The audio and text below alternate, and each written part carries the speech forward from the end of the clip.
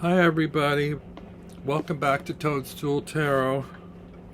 I thought I'd share a deck with you today, and I had a little bit of qualms about sharing this because I think this is going to be a critical review, and sometimes I wonder if it's good to share a critical review.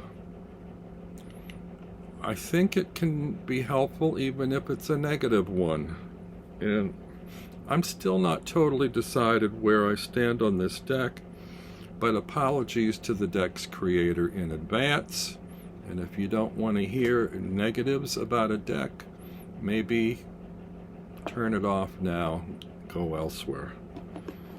I ordered this deck after seeing a walkthrough recently. The deck is a year or more old. It's called the Serpent The Peacock Tarot, I think. Yes. And it came out a year or more ago, I believe. And I was in a state of mind where I was a little bit bored, maybe, and sort of looking for something different. I had seen this walkthrough before and didn't think this deck was for me. And I was kind of feeling like I wanted a variety of images in a deck in different styles, which is odd anyway, because I don't usually like decks that are comprised of images by different artists in different styles. But I wanted something that was sort of classically oriented, like a visit to an antique art museum or, art history museum, I should say. And I saw this deck and I thought, oh, that might fit the bill. So I watched a walkthrough and I wasn't sure about it, and I found it online. It was still available, and I kind of hovered over the order button. Just wasn't quite sure, but I went ahead and I hit the order button impulsively. And then I went and looked again at the walkthrough, and within an hour I had second thoughts about the deck. Oh, I probably pushed the button too quick, the order button, and maybe I shouldn't have. And is it too late now to cancel and get out of buying this deck because it's not for me? And then I thought, well, maybe I'm being too harsh. It's kind of a hassle to figure out how to cancel. It may be too late to cancel. And maybe it'll be all right when I receive it and have it in my hands, because sometimes you can't completely tell about a deck from the walkthrough. So I went ahead and I ordered it off Etsy. And it came priority mail today very quickly in this biggish box. And a very interesting packaging. The person that created the deck gave a lot of thought and effort to the deck. The inside of the box has this beautiful graphic. It took sort of extra time and trouble to work on. There's a picture inside the bottom of the box. Really nice box. I mean, it's just a packing box, but the way they made the inside is kind of deluxe. Took some extra thought and effort. And they included some interesting little details. It's called the Serpent and the Peacock Tarot. They decided to put it in a tin. It has a feel kind of a make playing cards deck that you create a tin for. So, I mean, that's nice. I like a tin. It's, a very sturdy way to house a deck and keep it from becoming damaged. I wouldn't say this was the most deluxe box. You see these beautiful mass manufactured or indie produced boxes with magnetic hinges and lovely, packaging. But, that was a nice consideration to have it in a tin. It also came with a large size guidebook, and I'm not particularly enamored of guidebooks. Most of the time they seem sort of generic, and I feel like a guidebook is either for a beginner, because the cards should read for themselves, or it supplies information to enhance your use of the deck, if that's something you like. But it shouldn't, I don't believe a deck should require a guidebook.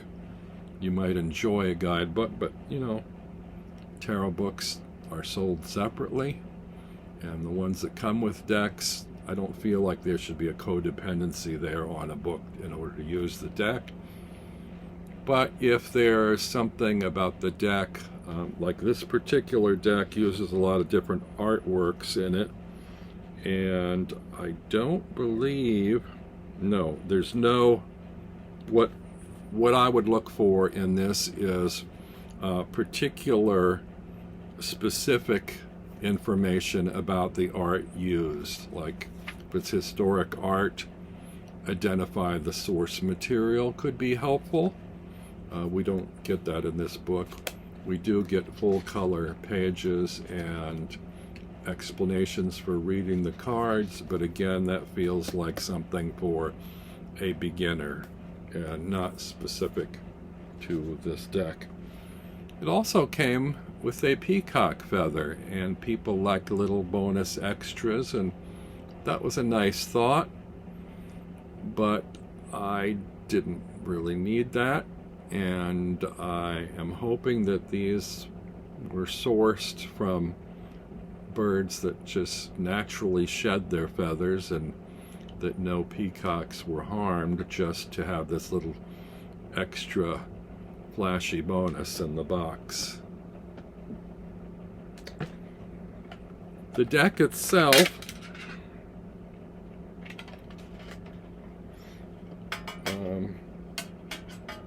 and this is me being fussy, but while I like tins and might have put this in a tin myself anyway, there's something cold about tins that takes away any warmth from a deck, I think. This deck has a nicely designed back. Personally, I'd have preferred a borderless back, but that's okay. There's a little insert in here, but it's basically a sales promotion. This deck is gilded, and there are different kinds of gilding. For me, there's a problem with this gilding. It flakes off very easily, and by handling it, you end up with microscopic gold dust all over your hands and everything else. And I'm a little bit concerned or worried about getting that gold dust either up my nose or in my eyes as an irritant. Don't know if that should be a concern or not, but and probably with use it will all come off, or some of the excess, I should say, will come off. And or I suppose one could file the gilding off. I'm not a big fan of gilding. I know many are. And oh, it did come with a little plastic band around it. Mine, as you can see, was bowed, but I'm sure the bowing will come out with wear. And the cardstock is nice enough.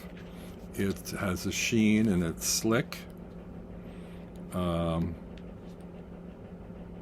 It's regular tarot card size. The images, it's a collage deck. It's like a historic art collage deck with some dark images to it from various medieval sources. and some, not sure how old they are. The creator of the deck explained that she is not a tarot person per se, that she was an accountant and just found this sort of passion project to pursue, which is fine. It's got some really interesting and intriguing images, mostly from old medieval manuscript type artwork, and she seems to have borrowed the labels from Pamela Coleman Smith and collage those into the images. And the problems for me are the images are interesting, but I'm not sure if it's the source material or the way that this was constructed. I don't want to say the images are blurry, but they're not as sharp as I would like. So I don't like, again, I don't know if the source material isn't that sharp, or if it was something in creating the deck that wasn't as focused as might be desired. Also, and it actually hurts my eyes a little bit. My vision's not that great to begin with, so when I look at these, the fact that they aren't crystal clear or perfectly sharp does affect my vision. It leads to a little bit of eye strain for me. Some of the collage work isn't perfect. I think she admitted to that in the guidebook. You might have to look at it with a magnifying glass, but there's certain areas where either the number isn't sharp or the borders aren't perfectly aligned at the bottom, and there's like a little bit of white space or something around where the border meets the image.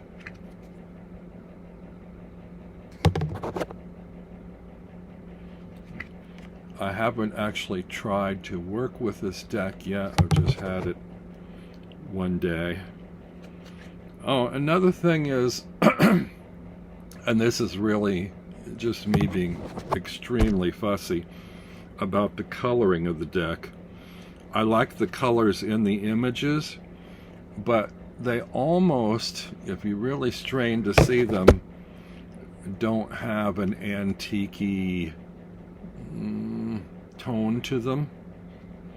I expect an age tone that's sort of like brownish or bone color, rather than the borders are stark white, and the colors in the images maybe partially because of the borders, but I think it's in the images as well, have a quality almost like a faint bluish tint, like the difference between incandescent light and fluorescent light, if you know what I mean by that. If you have an overhead light in your room that's fluorescent, it gives everything a sort of a bluish cast rather than a yellow cast from incandescent light. And so that makes these images less warm, a little colder.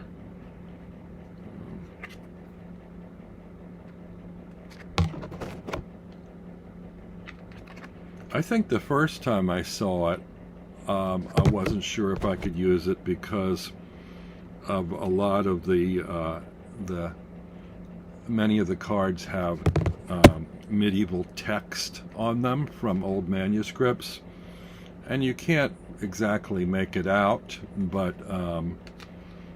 it's in there, and I feel like if text is there, text is to be read, even if it's in Latin or whatever, has some relevance.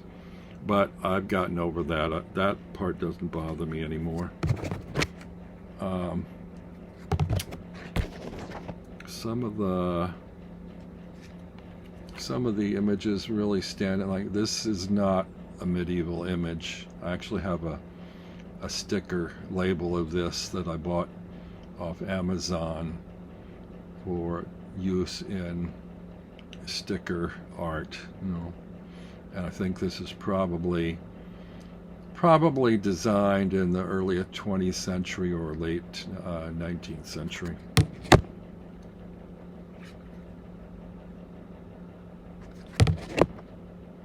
This almost looks like a combination deck from different sources by different artists. There is different quality from card to card. Oh, here, I've now reached the pentacle suits, and the pentacles are actually little metal medallions that are three-dimensional that have been collaged onto this two-dimensional older work, and they don't look like antique medallions of the same period, so I don't know if that bothers anyone or not.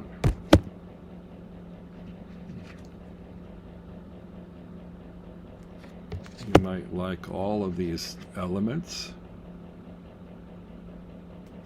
Again, I'm not entirely certain how I feel about all these slightly less than perfect aspects.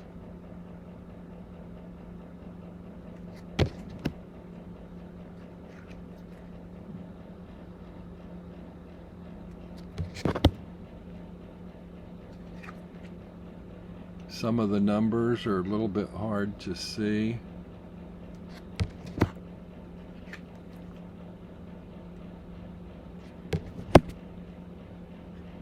Mostly, I think it's workable.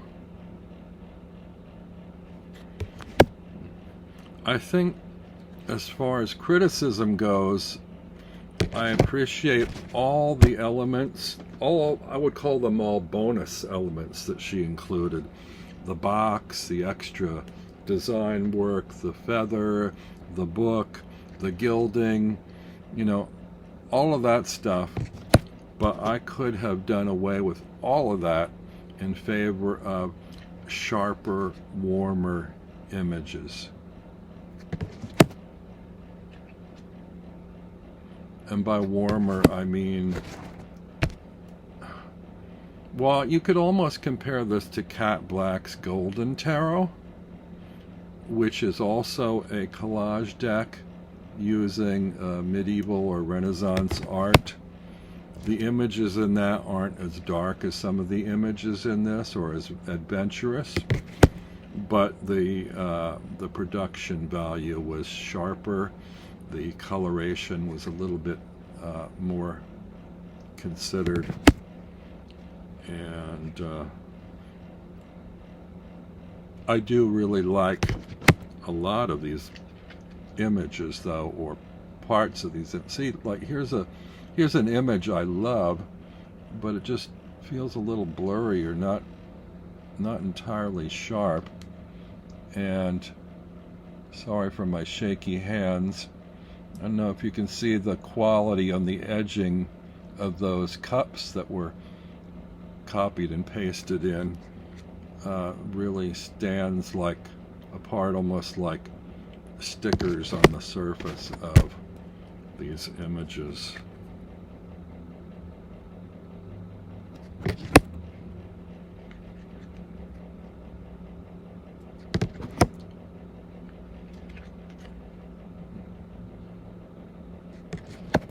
Here's an image. I really love this image. But again, I want them sharper. I want them warmer. I want them embraceable. I want to be able to really love this deck, and I'm not there with that.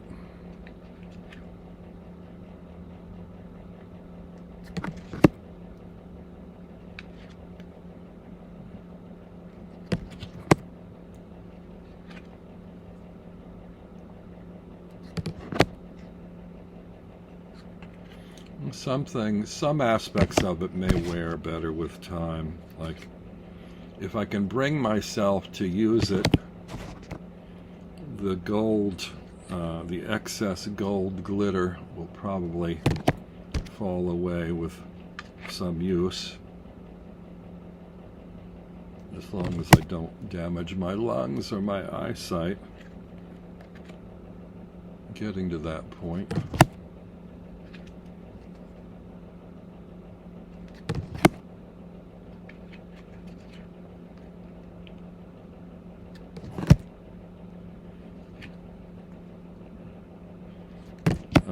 This is, I'm certain, an independent deck, and had it been published by a major publisher, I expect that some of the things I'm complaining about might have been edited or handled or considered by a publisher.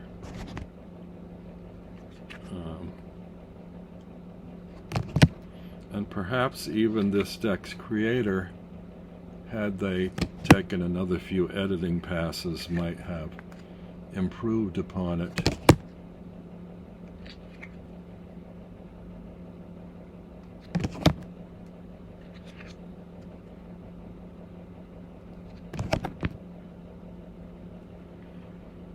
I have seen other decks with historic images that were sharper.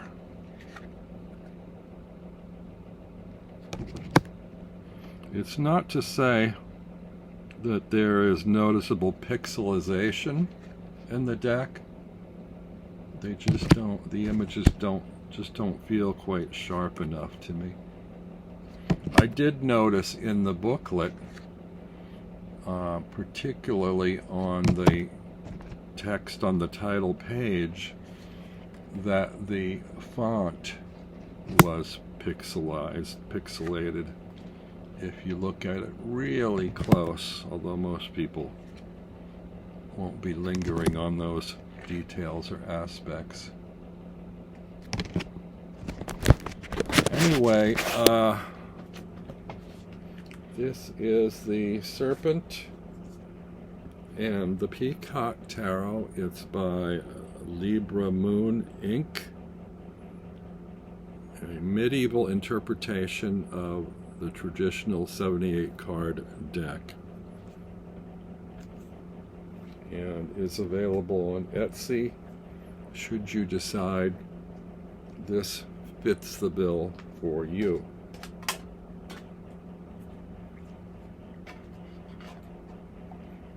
Thank you for watching and considering all my remarks and arriving at your own decision. And I will be with you, or hope to be with you again very soon. Take care. Bye.